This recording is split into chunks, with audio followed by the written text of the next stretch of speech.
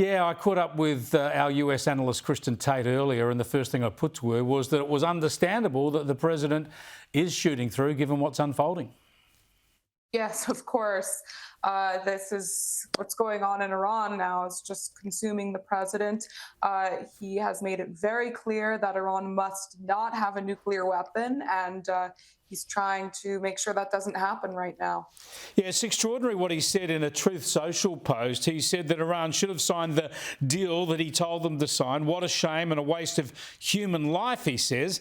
Simply stated that Iran cannot have a nuclear weapon. I said it over and over again.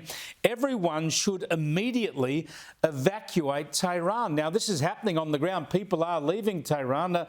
It sounds like, we can't jump the gun here, but it sounds like the US military at the president's behest is about to get actively involved. Well, we don't know that yet. One thing that Trump uses, a tool he uses, which we know from his first term, is unpredictability.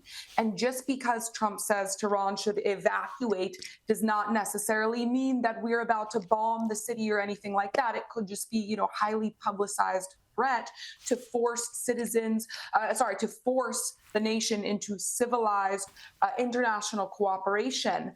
But look, Chris, here's kind of the bottom line. I'm actually very grateful we have a leader like President Trump in this situation. It's exactly 10 years ago, if you can believe it, that he came down that golden escalator and announced his intent to run for his first term. When he did that, he remade the Republican Party.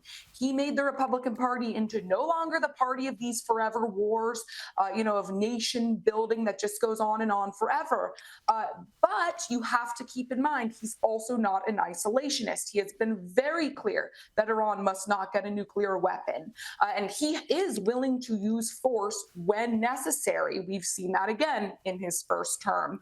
I'm very glad we have him as a leader. It's a very difficult needle to thread, but if anyone can do it, keeping his base happy and keeping peace with this situation and Israel and Iran, Trump is the man who can probably do it. Yeah, well, you mentioned the 10-year anniversary there of Trump basically entering politics by coming down that escalator. Perhaps more to the point when it comes to the current situation, that it's almost 10 years to the week that Barack Obama claimed he'd signed the deal that was going to stop Iran getting nuclear weapons. So everybody agrees we shouldn't let Iran get nuclear weapons. So it's good now that there's an opportunity, thanks to Netanyahu and to Trump, that we might actually prevent this forever. And Donald Trump, you're right, he's still talking about doing this with an agreement. Here's more of what he had to say in Canada.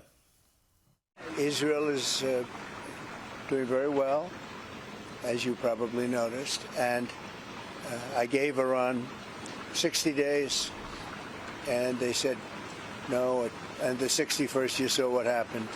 Day 61, so I'm in constant touch. And as I've been saying, I think a deal will be signed, or something will happen, but a deal will be signed. And I think Iran is foolish not to sign one. Well, let's hope this is the way it pans out, actually, because obviously Iran has suffered enormous losses already. Its military and governmental facilities have been damaged, some of its energy resources. Let's hope they see sense and do a deal to repudiate, get rid of their nuclear weapons program forever. But I've got to get your thoughts, Kristin, on the other aspect of this, and that is by Donald Trump shooting through early from the G7, he's not going to get his first face-to-face meeting with our Prime Minister, Anthony Albanese. He's been stranded. He's jilted there up in Canada, and it's not going to happen. That's pretty embarrassing for Anthony Albanese. Do you think it would have even crossed Donald Trump's mind? Look, yeah, it's definitely embarrassing, but I do think that Trump, like all Americans, values the relationship between the U.S. and Australia. Australia has been a very good friend to us here in the United States. I have no doubt that a very mutually beneficial trade deal is going to come between these two great nations at some point. But obviously, Trump did have to deal with this very pressing situation. And also, this is not very urgent for Trump. America does have an upper hand. with Australia. So I just don't think he sees the meeting as a point of urgency. But, I think everything will end well between the two nations in the trade deal eventually. I also do want to just say that your PM has made some very unwise comments about Trump in the past. So, as silly as it may sound, Trump may hold that against him. Trump takes personal comments about him very seriously, and it's not wise making comments about Trump that may not be flattering if you hope to do deals with him or negotiate. Well, you're absolutely right, Kristin, but even more than that, our Prime Minister has made himself completely worthless when it comes to the current issue that's dominating the President's time, and that is the Middle East issue and the war between Israel and Iran. He hasn't been critical of Iran. He hasn't been supportive of Israel. In fact, he spent the past 18 months criticising Israel. That makes him next to useless to Donald Trump.